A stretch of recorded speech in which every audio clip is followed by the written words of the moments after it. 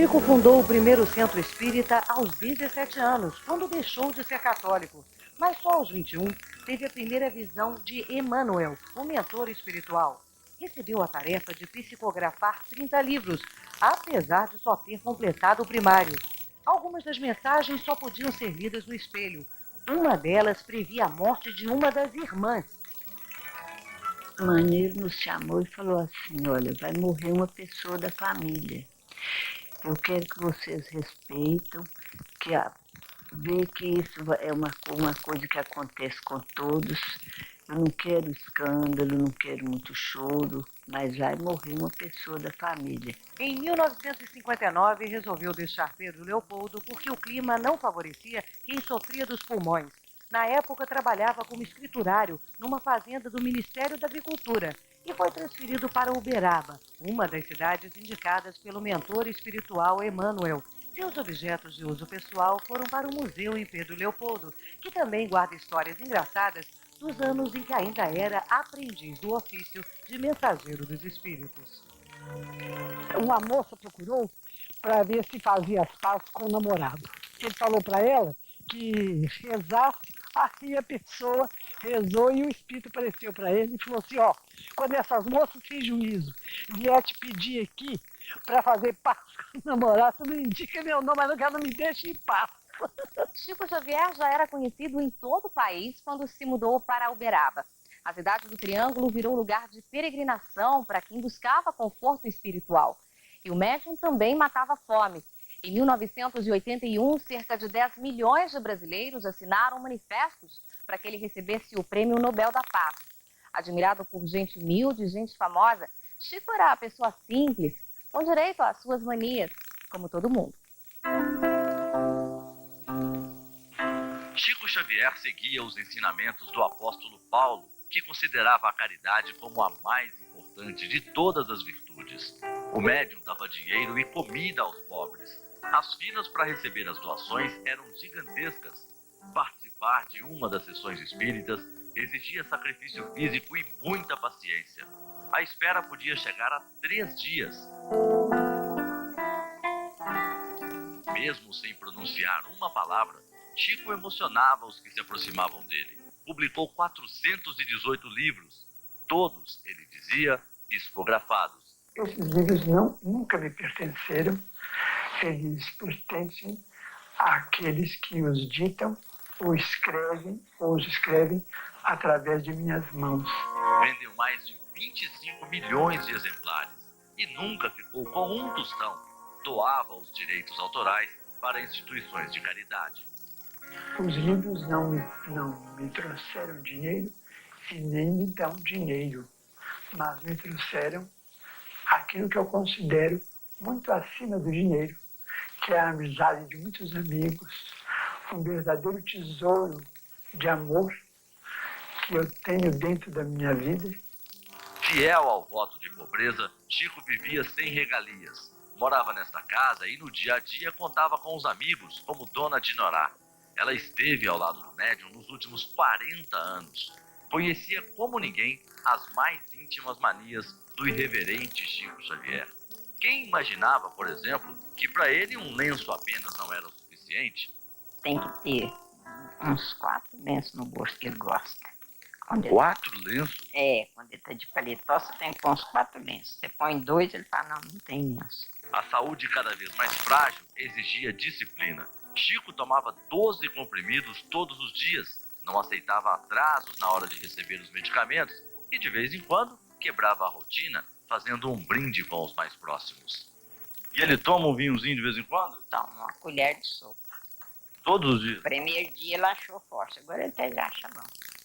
Todo dia? Todo dia. Aqui neste quarto ficam algumas das boinas que o Chico Xavier usa há mais ou menos 50 anos, desde quando começou a ficar calvo. Há boinas para todo tipo de gosto, mas a preferida é esta aqui, porque é da cor predileta do médium, azul. Nos últimos anos, o homem que pregava a paz se viu obrigado a se prevenir contra a violência. Cerca elétrica no muro, câmeras para todo lado. Chico passou a ser protegido 24 horas por dia. Policiais voluntários vigiavam a casa endereço cobiçado por fanáticos admiradores sem limites. Eu não sei se a intenção era fazer algum mal ou realmente fazer algum bem. É difícil a gente saber. Tive que tirar pessoas aqui na marra daqui de dentro. No mês passado, em alguns momentos, o médium demonstrou muita disposição. Estas imagens são do último passeio de Chico por Uberaba. Acompanhado do filho e de outra amiga, a policial Kátia Maria, o médium vestiu uma de suas melhores roupas e pediu para reencontrar as voluntárias que fazem o jantar distribuído toda semana para as crianças pobres da cidade. Ele ficou na instituição por 2 horas e meia. Passou a maior parte do tempo sentado, observando a rotina das cozinheiras. Na hora de ir embora, uma última olhada nas panelas, que durante toda a vida de Chico, saciaram a fome de milhares de pessoas. Olha o tanto de feijão aqui do Chico, ó. Aqui, ó. Aí, né? Muito bem. Vamos ver se tá cheiroso. Eu lembro das crianças.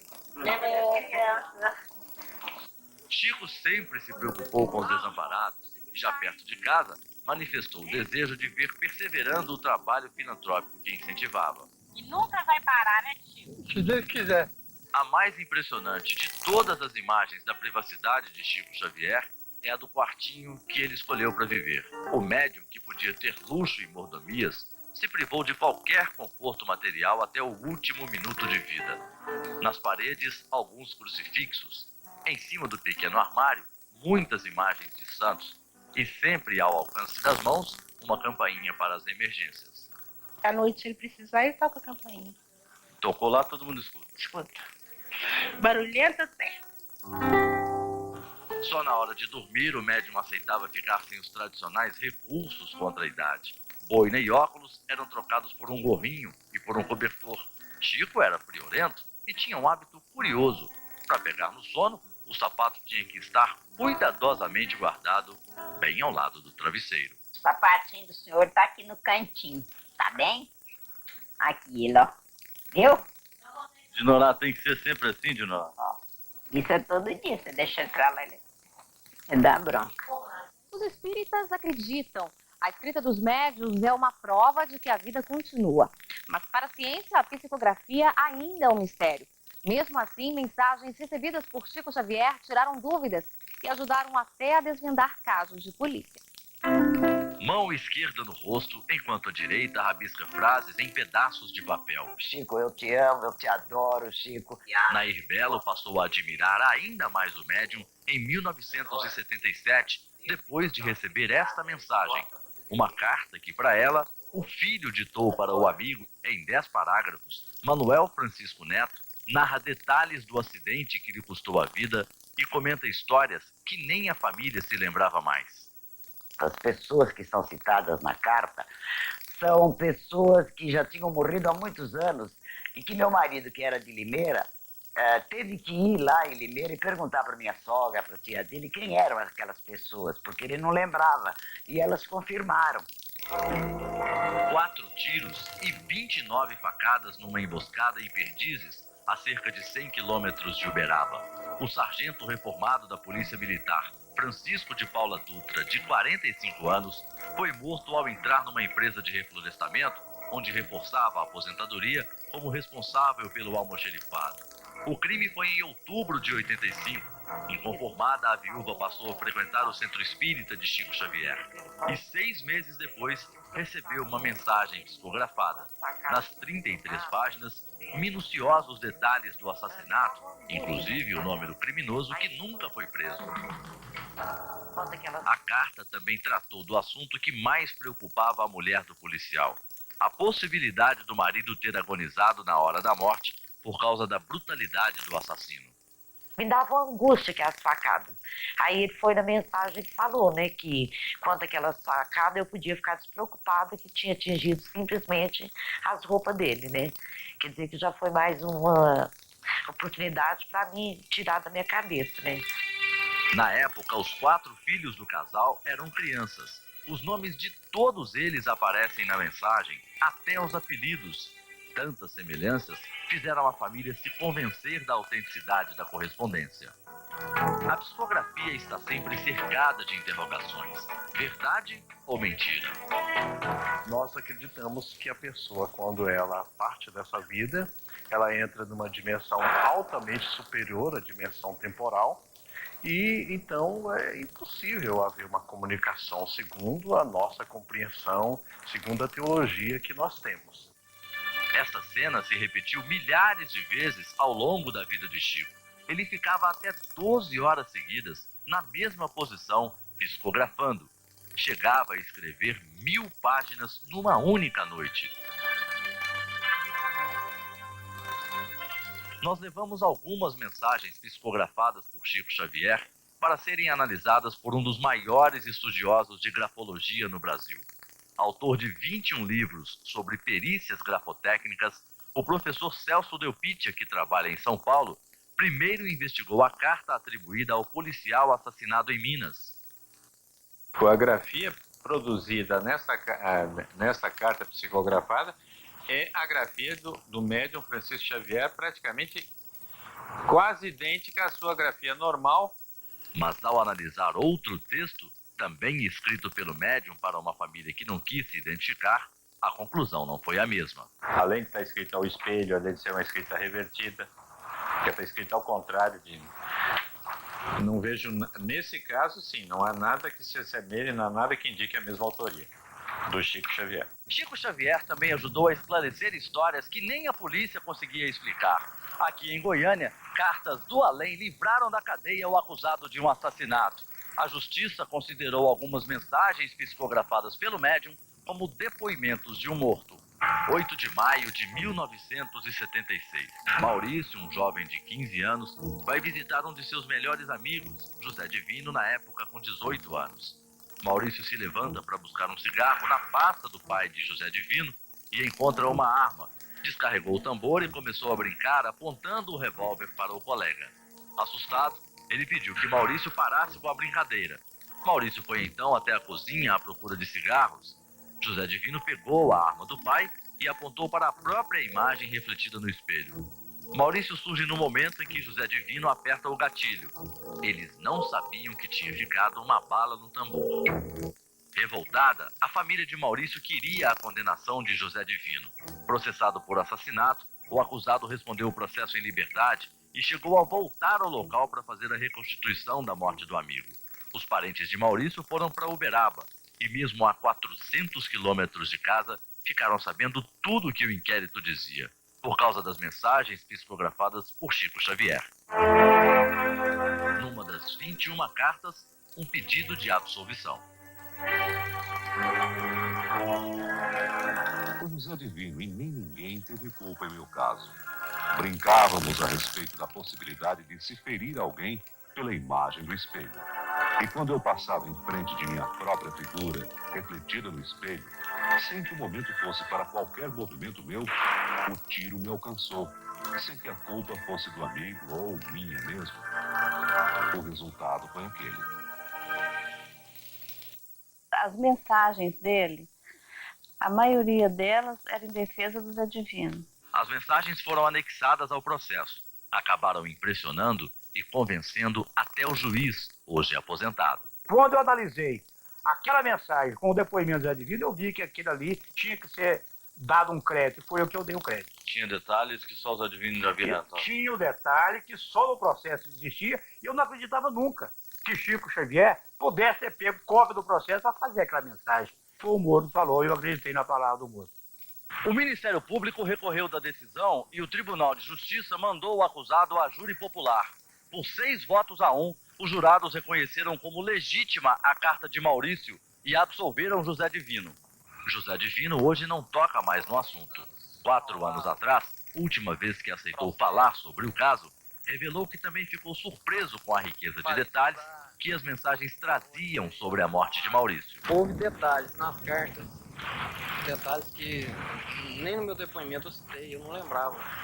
Eu fui lembrar quando eu li as cartas psicografadas. Então não tem como negar. São coisas que só eu e ele sabia. O que também fez a família acreditar que era mesmo Maurício escrevendo as cartas foram as assinaturas que apareciam no fim das mensagens. Elas eram muito parecidas com a da carteira de identidade do morto. Uma série de detalhes que existem na mensagem que só eu e ele sabe, só a família sabe. Mais um mistério numa vida cheia de enigmas para a ciência. Chico Xavier foi internado com pneumonia dupla, ficou entre a vida e a morte. O cinegrafista gravou um raio de luz entrando pela janela e o médium se recuperou milagrosamente. Para ele, foi uma aparição do espírito de Emmanuel. O médium tem pneumonia nos 2 pulmões. Estava num quarto comum, mas foi transferido para uma suíte no 2º andar do hospital. Chico Xavier nunca gostou de hospital, tanto que um cartório aqui de Uberaba tem um documento assinado por ele pedindo para jamais ser internado. Mas, com a saúde cada vez mais debilitada, os médicos entenderam que só um tratamento intensivo poderia salvar a vida do maior espírita do Brasil. Chico Xavier ficou nesta suíte, que tem uma pequena sala, banheiro e esta cama. E 5 dias depois de chegar aqui, uma imagem surpreendente fez da recuperação do médium um mistério. É um detalhe que de tão rápido é quase imperceptível. Agora veja de novo em câmera lenta. Repare que um raio luminoso vem do alto em direção à janela da suíte de Chico Xavier e sempre em linha reta. Na imagem ampliada, a faixa de luz se transforma em 2 e depois volta a ser uma só. Você filmou exatamente desse ponto aqui? Exatamente daqui onde está a câmera, fazendo a fachada do hospital com a cena da janela onde estava internado o Chico. De repente, sem perceber, passou aquela luz na frente, na hora não deu para perceber, só foi perceber depois na hora da edição. 10 minutos depois, a surpreendente constatação do médico. O paciente, que já estava em estado terminal, começou a melhorar. O senhor acredita em coincidência? Não, eu acredito que houve uma interferência mesmo. Para a medicina, algo de anormal aconteceu ali? Sem dúvida nenhuma. Porque foi daquele momento para frente que ele passou a melhorar. A febre desapareceu, a sua respiração melhorou e ele ficou mais alerta com o que estava acontecendo no quarto. Não poderia ser o efeito dos medicamentos? Sim, mas havia já vários dias que ele estava internado.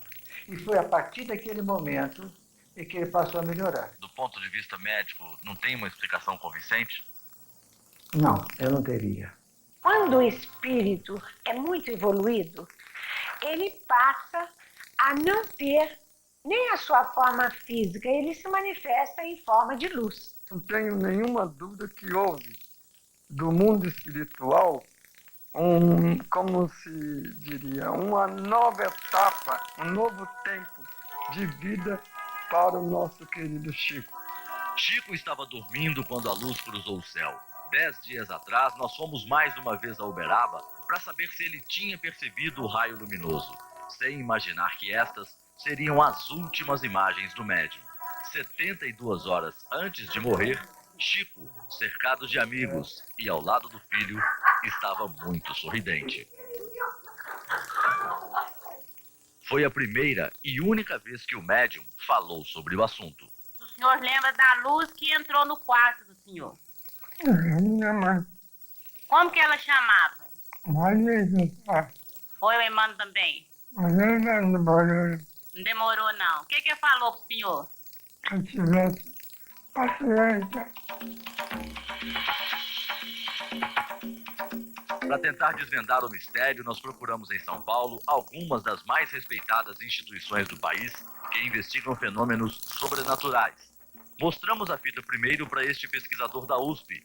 Regis Alves é especialista em mídias eletrônicas e analisou a gravação várias vezes. Ele diz que o facho luminoso não foi provocado por defeito no equipamento e não tem uma explicação para o fenômeno. Um objeto com uma massa apreciável, ele iria apresentar uma trajetória parabólica. Não é o que acontece aqui. A gente vê essa luz, ela apresenta uma trajetória bem retilínea. Com certeza não é um raio tradicional vindo de cima para baixo, projetado a partir de um holofote ou alguma fonte semelhante, porque ele tem uma propriedade de estar condensado, ele viaja como se fosse uma luz.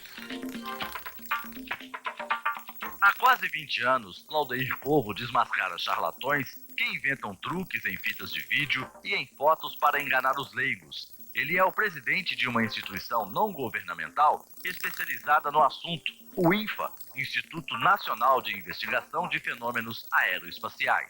Para o pesquisador, tratamento médico e espiritualidade podem materializar efeitos surpreendentes, como estes captados por máquinas fotográficas comuns. Eu acredito que a mente humana deve gerar algum tipo de energia.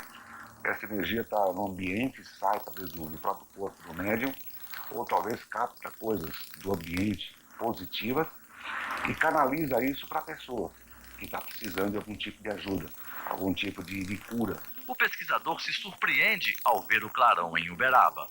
É um fenômeno paranormal? Não sei.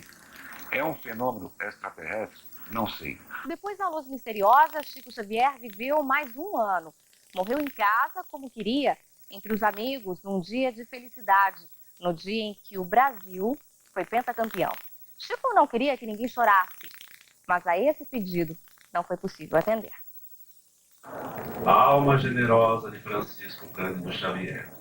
Uma despedida com orações e música.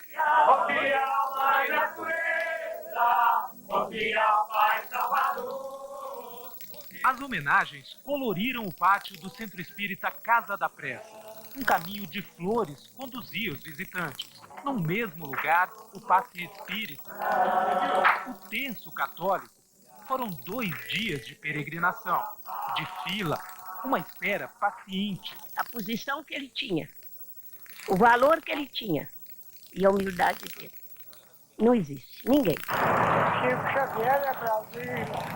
Dizia que queria morrer num dia em que o povo brasileiro estivesse envolvido com alguma outra alegria para que ele não atrapalhasse a alegria de ninguém. Xavier não morreu, meu irmão. A morte não existe. Ele veio nos ensinar que nós precisamos de amar uns aos outros. No mundo, a nossa vez, não apareceu, por enquanto, nenhuma frase resumindo uma filosofia correta de vida como aquela pronunciada por Jesus. Amai-vos uns aos outros como eu vos amei.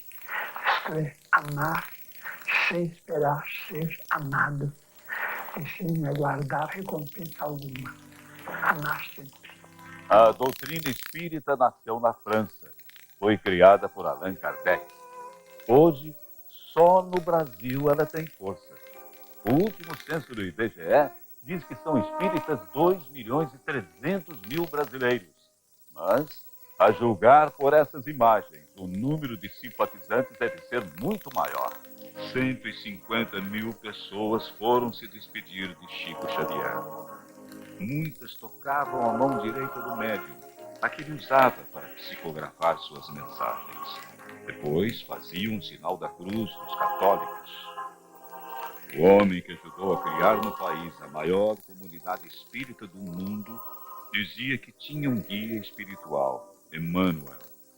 É a essa entidade que caberia escolher um sucessor para Chico Xavier. Mas os dirigentes espíritas brasileiros não acreditam que alguém venha ocupar o lugar do mineiro nascido em Pedro Leopoldo.